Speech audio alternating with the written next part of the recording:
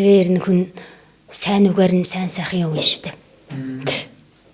Амнаа алдаа гэдэг юм чинь бас ялангуяа энэ цагт бас тэгж гаргаж болохгүй л юмнаа нэг болж байгаа юм. Тэр бас Монгол хүмүүс одоо нөгөө мөн чанартай хол баттай байх юм.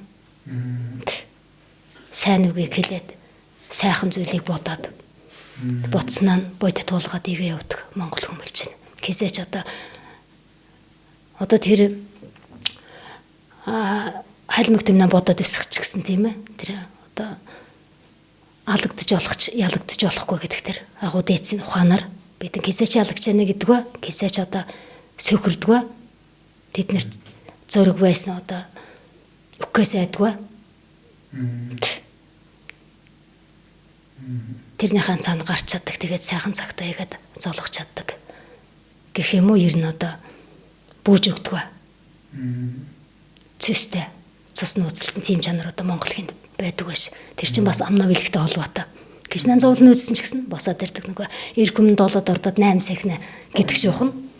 За би одоо игээд битхан байлаа болох юм байлаа гэд ингээд унаад өгöd. Тэгээд явдгаа.